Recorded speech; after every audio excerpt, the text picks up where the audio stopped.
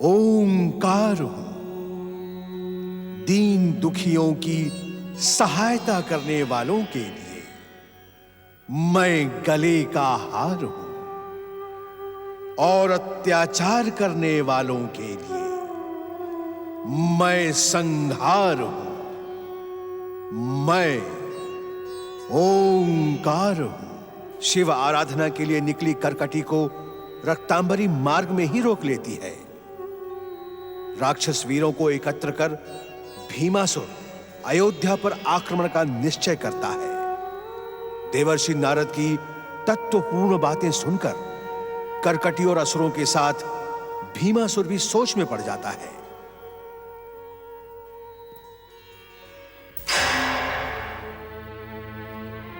नारायण नारायण। प्रणाम। अभी से इतना चिंतित होने की आवश्यकता नहीं है अग्निदेव।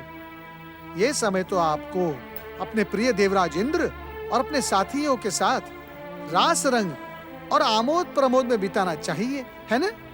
यदि मुझसे कोई भूल हो गई हो तो क्षमा करें देवऋषि, परंतु इस प्रकार व्यंग न करें।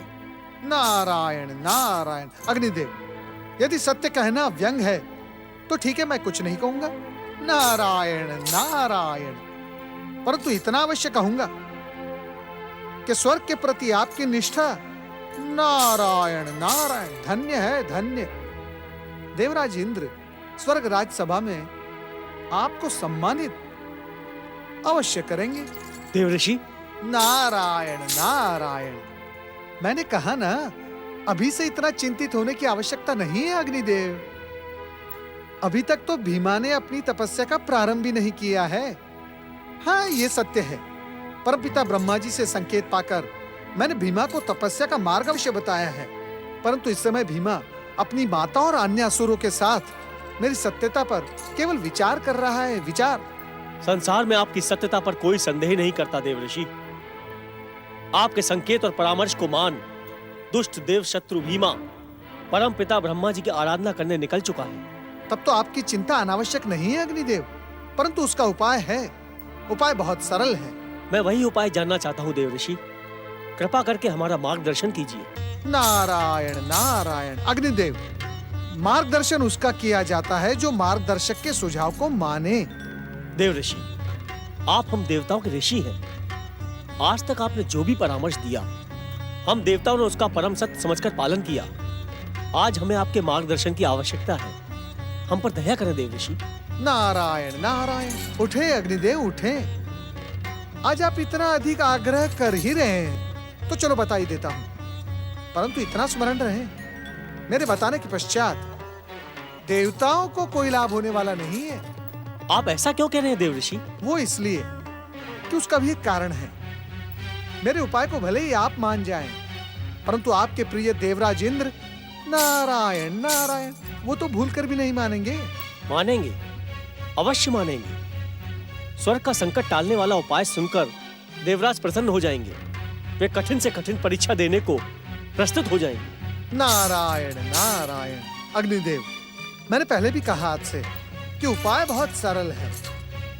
जो तपस्या करके भीमासुर शक्ति एकत्रित करने जा रहा है, वही तपस्या यदि आप करें तो स्वयं आप देवता वरदान प्राप्त कर सकते हैं भीमासुर को परास्त करने का। नारायण नारायण। परंतु सावधान अग्निदेव, तपस्या करके वरदान पाने के लिए आप देवताओं के भीतर भीमासुर के समान दृढ़ इच्छा शक्ति होनी चाहिए। ओम नमः शिवाय।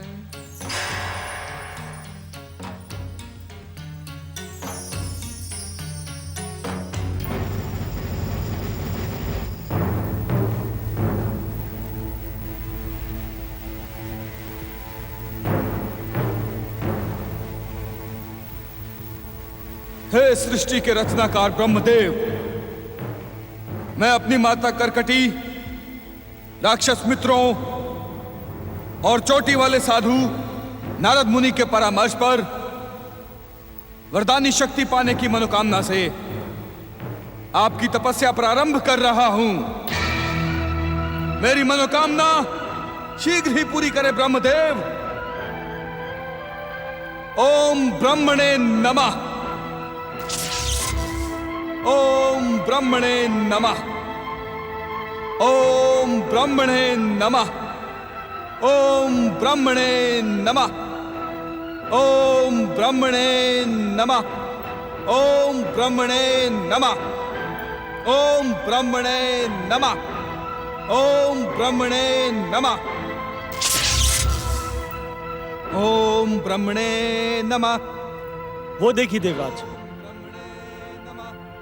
ओम ब्रह्मणे नमः। ये सब देवर्षि नारद की कुटिलता का ही परिणाम है। देवताओं के ऋषि होने का ढोंग करने वाले देवर्षि नारद ने ही इसे ब्रह्मदेव की आराधना का परामर्श दिया है। देवराज, मुझे तो ये भीमासुर अपने पिता कुंभकर्ण के समान वीर और पराक्रमी दिखाई दे रहा है। याद करें देवराज, जब इसके पिता कुंभकर्ण को ब्रह्मदेव वरदान देने पधारे थे, तब हमने देवी सरस्वती को प्रसन्न करके कुंभकर्ण को भ्रमित करवा दिया था।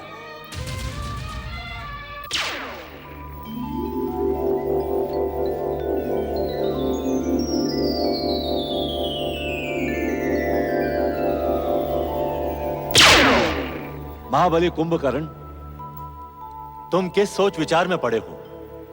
शीघ्र ही अपना इच्छित वरदान मांग लो।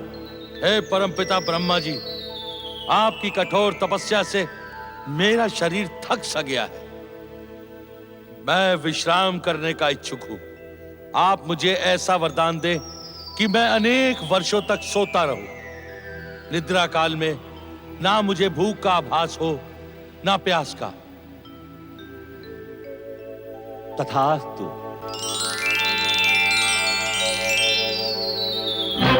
परंतु बार बार ऐसा करना संभव नहीं है। ब्रह्मदेव हम पर रुष्ट भी हो सकते हैं, हमें अपनी सात्विक शक्ति से शापित और बहिष्कृत भी कर सकते हैं। आप ठीक कहते हैं देवराज, हमें इस दुष्ट देव शत्रु को रोकने का कोई और उपाय सोचना होगा। यदि ये भयानक असुर ब्रह्मदेव से वरदान प्राप्त करने में सफल हो गया, तो हम देवताओं की सुख शांति भंग हो जाएगी। उचित तो यही होगा देवराज कि हम इसकी तपस्या भंग करने का कोई उपाय सोचें। सोचना क्या है अग्निदेव, हम अपनी दिव्य शक्ति से इसे यमलोक पहुंचा देंगे। न रहेगा बांस, न बजेगी बांसुरी। जब ये दुष्ट स्वयं ही जीवित नहीं रहेगा तो स्वर्ग पर संकट कैसा? अभी तो इसने तपस्या प्रारंभ की है। केवल देव ऋषि को ही इसकी तपस्या का ज्ञान है। यदि हम इसका वध कर दें तो किसी को कोई आपत्ति नहीं होगी। आप किस सोच में पड़े हैं देवराज? यदि हमारे विचारों से सहमत हो तो आज्ञा दें। हम अभी अपनी दिव्य शक्ति से इस दुष्ट को यमलोक पहुंचा देते हैं। अभी नहीं अग्निदेव, अभी नहीं। इस देव शत्रु को यमलोक पहुंचाने के लिए हमें दिन के उजाले का नहीं, रात के अंधेरे का प्रयोग करना होगा। ऐसे हम इस पर प्रहार करेंगे जिससे यह प्रतीत हो कि किसी हिंसक पशु ने इसे अपना आखेट बना लिया।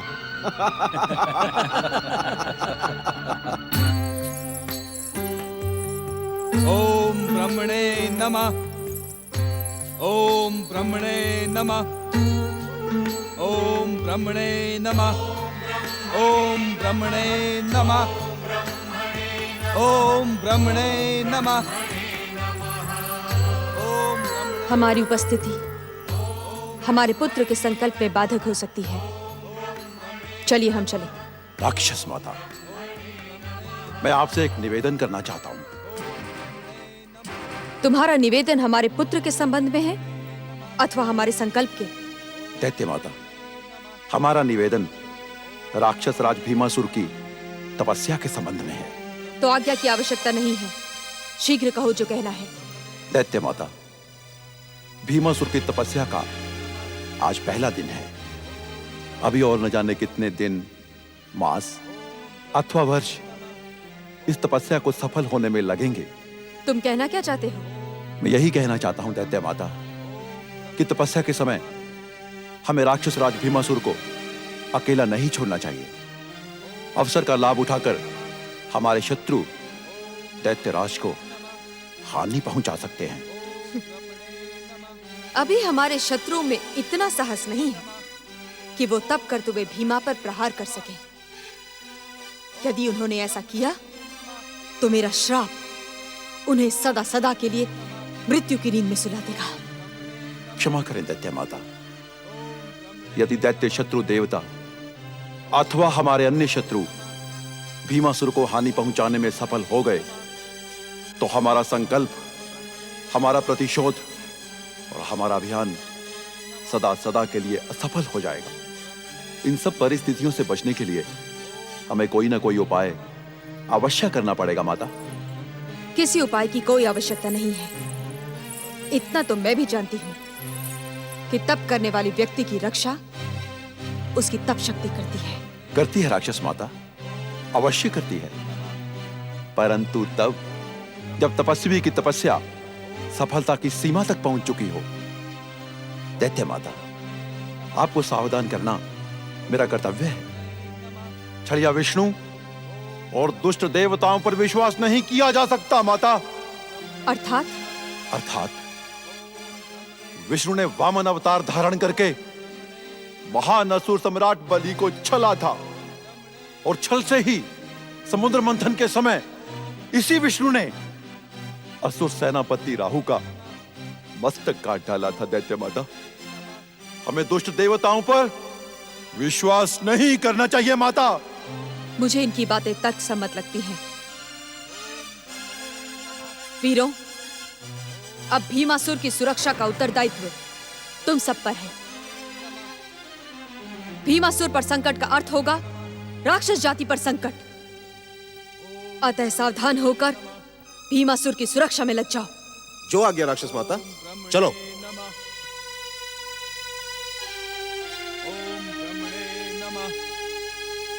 ओम ब्रह्मणे नमः। आइए दैत्य माता। ओम ब्रह्मणे नमः। ओम ब्रह्मणे नमः। ओम ब्रह्मणे नमः। ओम ब्रह्मणे नमः।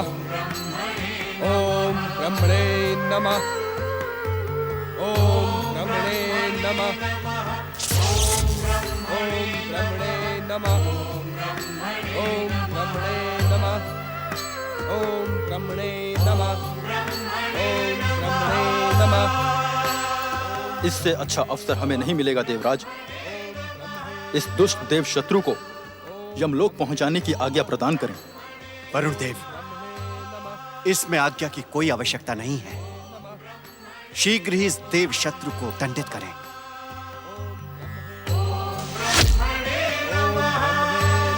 क्षमा करें देवराज, मैं आपके निर्णय से सहमत नहीं हूँ। इस असहमति का कारण अग्निदेव? देवराज, इस दुष्ट देव शत्रु को मारने की उपलब्धि अकेले वरुण देव को प्राप्त हो, यह अनुचित है। इसे सबसे पहले मैंने देखा था, इसलिए इसे मारने का पहला अधिकार मेरा है। देवराज, ये अधिकार किसी एक को नहीं बल्कि हम तीनों वरिष्ठ देवताओं को मिलना चाहिए। यदि आप हमें आज्ञा दें तो हम तीनों मिलकर एक साथ प्रहार करके इस दुष्ट को यमलोक पहुंचा दें। स्वर्ग की सुरक्षा के प्रति आप तीनों की निष्ठा को देखकर हम अत्यंत प्रसन्न हुए। पवन देव के कथन का सम्मान करते हुए मैं आप तीनों देवताओं को एक साथ प्रहार करने की आज्ञा देता हूं। ब्रह्मणे नमः। ओम ब्रह्मणे नमः। प्रहार करने की भूल न करना, अन्यथा प्राणों से हाथ धो बैठोगे। इन दुष्ट दैत्य शत्रुओं को समाप्त कर दो। नहीं, इन्हें माता करकटी के पास ले चलो। वे ही इनकी दुष्टता को दंडित करेंगी। चलो चलो चलो चलो चलो। ओम ब्रह्मणे नमः।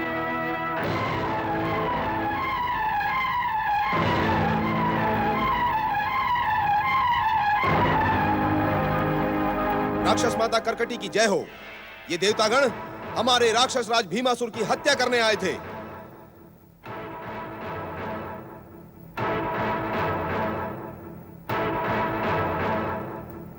तुम में से देवताओं का राजा इंद्र कौन है? मौन क्यों हो? मेरी बात का उत्तर दो। यदि मेरी बात का उत्तर नहीं दिया तो ये वीर असुर तुम्हें खौलते हुए तेल में डाल देंगे। देवराज, हमें अदृश्य हो जाना चाहिए, अन्यथा ये दुष्टा हमारी कीर्ति को नष्ट कर डालेगी। हम अपमानित होकर रह जाएंगे। ये कान में क्या बातें हो रही हैं? मेरे प्रश्न का उत्तर दो।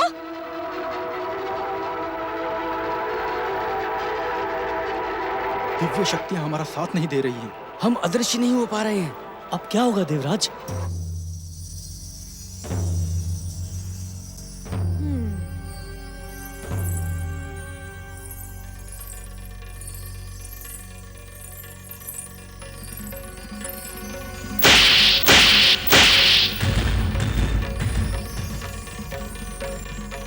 अच्छा, तो तुम हो देवराज इंद्र। तुम्हारी तो मैं ऐसी दुर्दशा करूंगी कि तुम दर्पण में स्वयं को भी नहीं पहचान पाओगे। असुरवीरों, खौलते हुए तेल का प्रबंध किया जाए। जो आज्ञा दैत्य माता।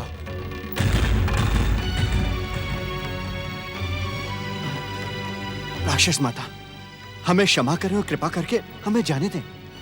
क्षमा कर दूं? तुम जैसे दुष्ट और बहरूपिये को क्षमा कर दूं, ताकि तुम्हें अपनी दुष्टता दिखाने का एक अवसर और प्राप्त हो जाए? तुम तो क्षमा के योग्य ही नहीं हो। ब्रह्मा जी के कहने पर मेघनाद ने तुम्हें एक बार क्षमा किया था, उसी का पुरस्कार देने आते भीमासुर को। तुम तो अपमानित और दंडित करने योग्य हो।